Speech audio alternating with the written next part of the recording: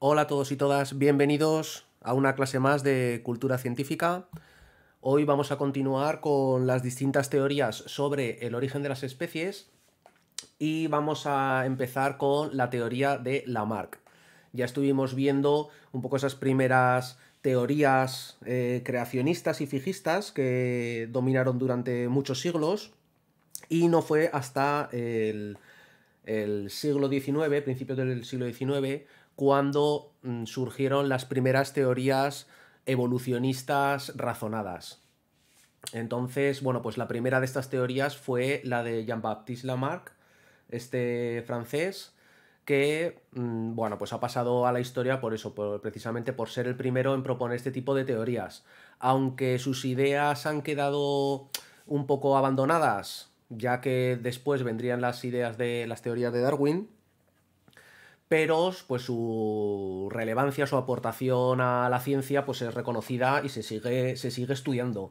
Además, las ideas de Lamarck han quedado de alguna manera en el pensamiento de la sociedad porque son muy intuitivas. Si le preguntamos a alguien de la calle, a alguien que no haya estudiado cultura científica de primero de bachillerato o que se le haya olvidado, seguramente cuando trate de hablar sobre evolución de las especies, sus explicaciones están impregnadas normalmente de las ideas de Lamarck. Porque pues eso, son muy intuitivas y parece ser que, bueno, pues todos un poco pensamos de manera lamarquista y hay que hacer un esfuerzo para explicar la evolución de manera darwinista, ¿no? Es como lo primero que se nos viene a la cabeza. En el libro aparecen datos curiosos sobre la figura de Lamarck. Y bueno, pues fue militar, médico, botánico. Es decir, pues como se estilaba pues en la época, varios de estos personajes naturalistas que estudiaban varias facetas de las ciencias y pues sobre todo pues enamorados de la naturaleza y de observar cómo funcionaba, intentar comprender pues las claves precisamente de pues que organizaban la naturaleza. Fue además el primero en utilizar la palabra biología para designar a las ciencias o a la ciencia que estudia los seres vivos. Así que bueno, pues simplemente ya por eso pues conviene recordar la figura de Lamarck.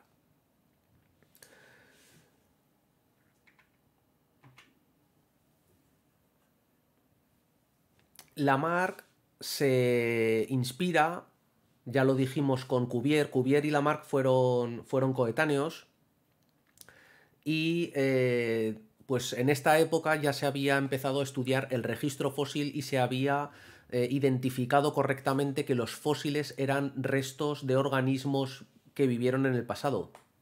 Y como ya dijimos, se observa en los distintos estratos de roca cómo los organismos de épocas muy antiguas pues tenían una serie de formas y que estas a lo largo de la historia han ido desapareciendo y han ido surgiendo otras nuevas. La manera de explicar estos cambios, pues ya dijimos que tenía que adaptarse a las ideas de la época y pues así surge el catastrofismo como una manera de explicar estos cambios mediante catástrofes y creaciones sucesivas.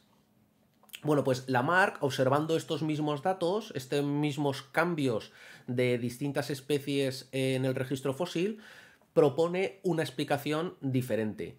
Y esta explicación pues consiste en que las especies han ido evolucionando unas a partir de las otras. ¿Cómo se produce esta evolución? ¿Cómo se produce este cambio entre las especies? Bueno, pues él tiene una idea bastante particular que vamos a ver ahora mismo y que es lo que constituye lo que se llama como el lamarquismo. Os dejo, su obra principal es Filosofía Zoológica, que es, bueno, pues donde aparece este conjunto de ideas. Y os pongo un fragmento que parece que es un poco pues motivador a la hora de pues eso de estudiar las ciencias naturales Y la verdad es que es bonito, os lo paso a leer así rápidamente. Observar la naturaleza, estudiar sus productos, buscar las relaciones generales y particulares que han ido imprimiendo en sus caracteres y finalmente intentar comprender el orden que hace imperar por todas partes, así como su funcionamiento, sus leyes y los medios infinitamente variados que emplea para dar lugar a este orden es, desde mi punto de vista, ponerse en camino de adquirir los conocimientos positivos que se encuentran a nuestra disposición, los únicos, por otra parte, que pueden sernos verdaderamente útiles y al mismo tiempo nos pueden proporcionar las satisfacciones más dulces y limpias capaces de aliviarnos las inevitables penas de la vida.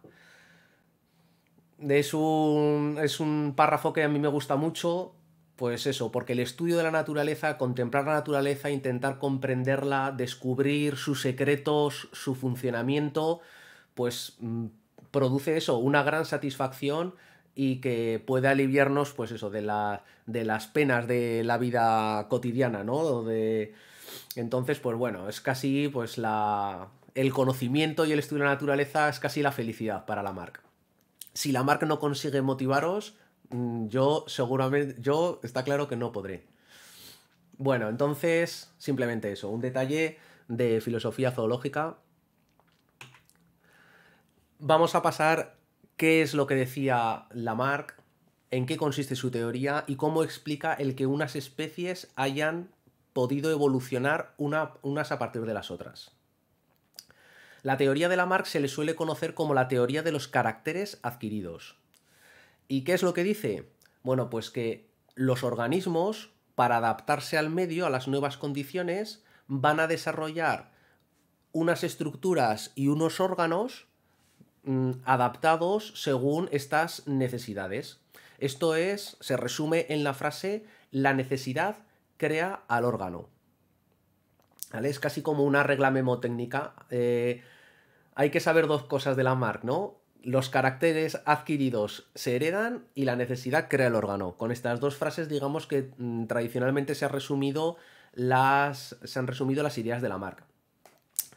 Pues eso, según Lamarck, estas nuevas características se transmitirían a los descendientes y de este modo se van produciendo cambios que van modificando las especies. Se suele explicar o se suele poner de ejemplo el caso de las jirafas. Las jirafas, según Lamarck y según el registro fósil, tendrían las jirafas primitivas el cuello corto.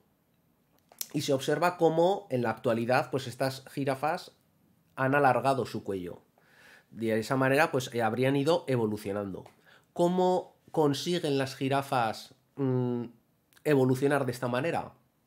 Bueno, pues según Lamarck, las jirafas, creo que lo tengo aquí más adelante, las jirafas vivirían en la sabana, pues alimentándose de los árboles, tendrían el cuello más cortito que en la actualidad, e irían alimentándose de las hojas de los árboles pues hasta donde alcanzasen.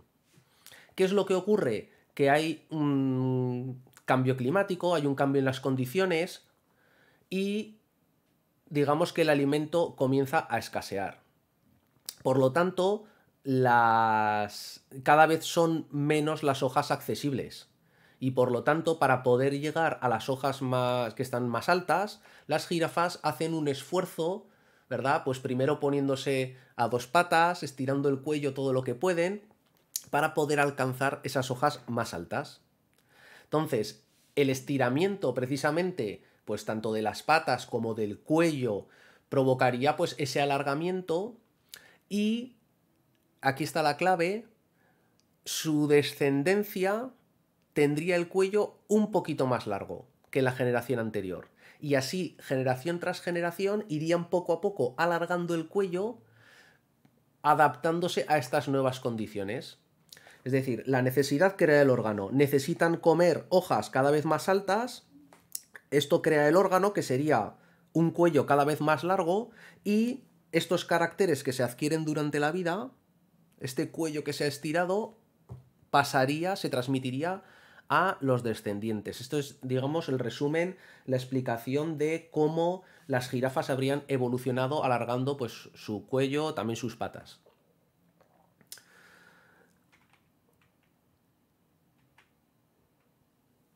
Esto puede... En el libro se resume estas ideas también de la siguiente manera.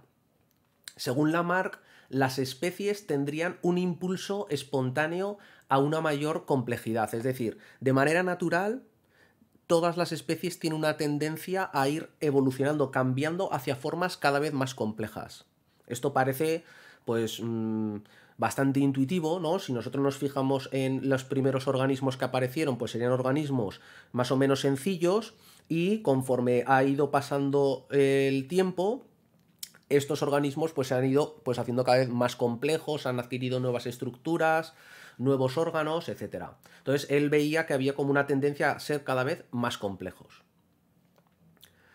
Sería como una idea pues finalista, ¿no? La evolución tiene una dirección, los organismos irían siempre hacia las formas más complejas de manera natural. Esta tendencia está influida por los cambios que se producen en el entorno. Entonces, como en el ejemplo de las jirafas, si cada vez escasean las hojas bajas, se crea una nueva necesidad. El ambiente ha cambiado y los organismos deben adaptarse a estas nuevas condiciones, en este caso, pues estirando el cuello. Y poco a poco pues se irían desarrollando nuevos órganos. El uso o el desuso de estos órganos produce o bien que aparezcan o se desarrollen, o bien, si no se utilizan, que vayan desapareciendo. ¿De acuerdo? Entonces, si usamos mucho el cuello, por así decirlo, si estiramos mucho el cuello, se irá desarrollando. Si por el contrario, un ejemplo que ponía Lamarck, que era el de los topos que tendrían mala visión, ¿por qué? Porque al adaptarse a vivir bajo tierra, a cavar galerías, ¿no? Y vivir bajo tierra, habría poca luz y por lo tanto no utilizarían tanto la visión, los ojos, y estos irían pues no desapareciendo, pero sí perdiendo su habilidad, ¿no? Entonces se adaptarían a las nuevas condiciones y al no utilizarlos, estos órganos comenzarían a perder capacidades. ¿Bien?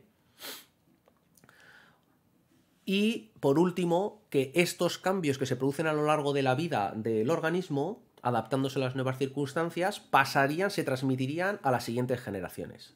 Esto sería lo que aparece en la página 42, un resumen de las ideas de Lamarck.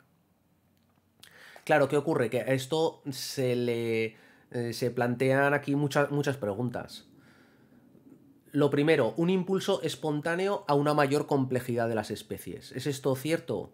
Bueno, pues a simple vista, con el ejemplo que hemos puesto, pues parece ser que sí, ¿no? Que a lo largo de la historia los organismos cada vez se vuelven más complejos. Pero aquí os he puesto esta interrogante de la serpiente, porque la serpiente está diciendo, bueno, ¿y conmigo qué pasa?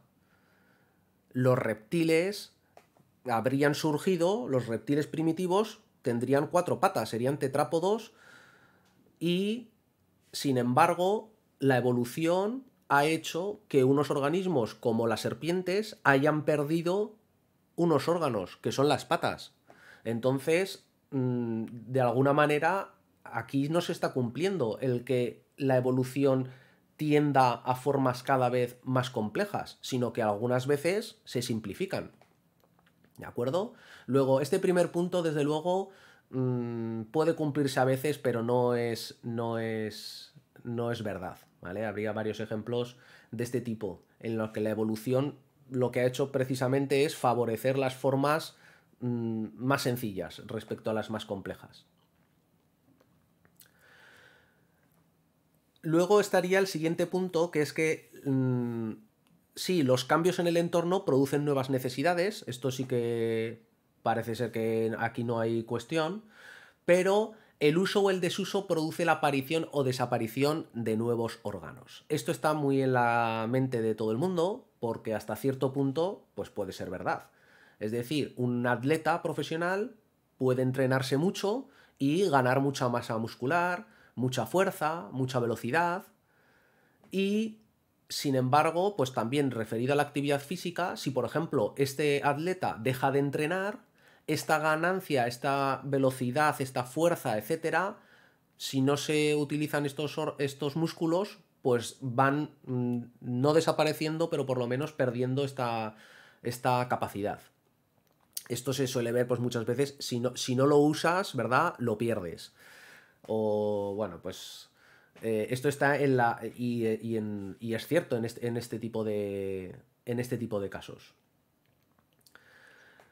Sin embargo, no siempre es cierto.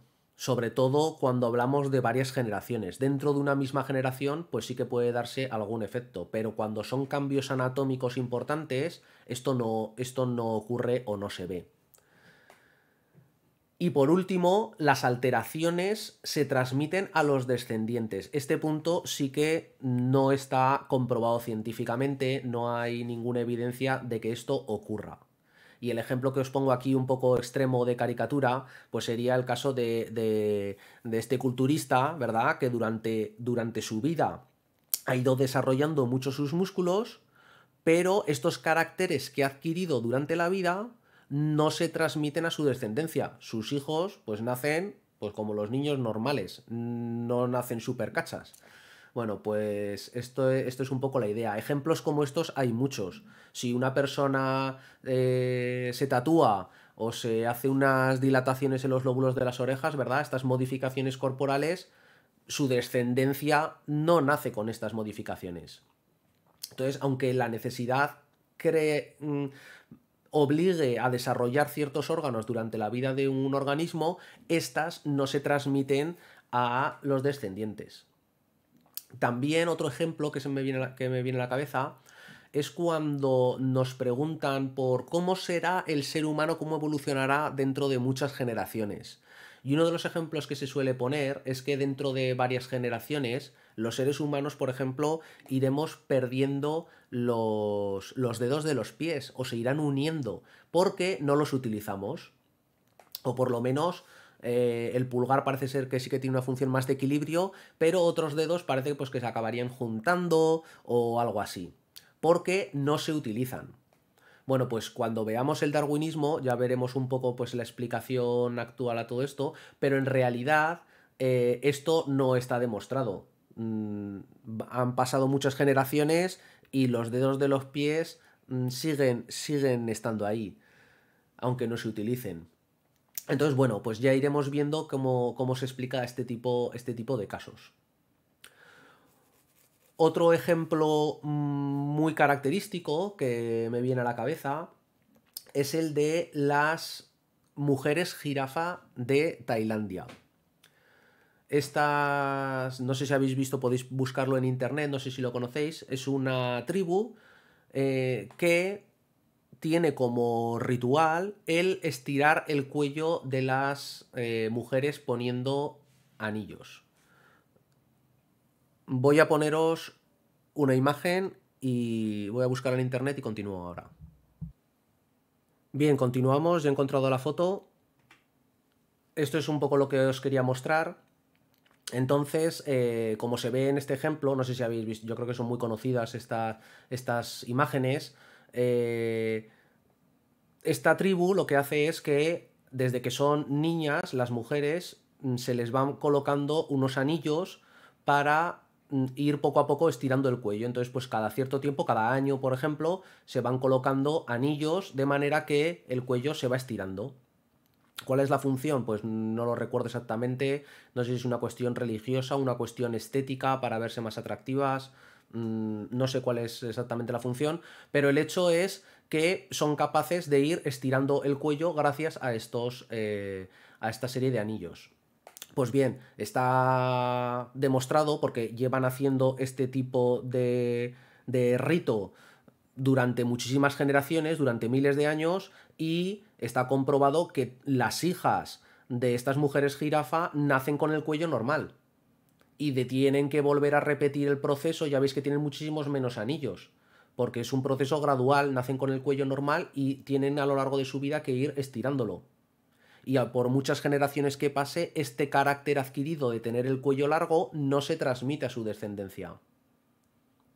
¿Vale? Esto es un poco la clave que quería que recordaseis. Estas críticas que se hicieron en su momento, desde luego cuando surgieron las ideas de Lamarck, fueron muy criticadas, pues por Cuvier, por ejemplo, que era catastrofista, y se sacaron a la luz, bueno, pues, o se criticaron todos estos puntos que estamos diciendo, como la tendencia natural a la complejidad o que los caracteres adquiridos se hereden.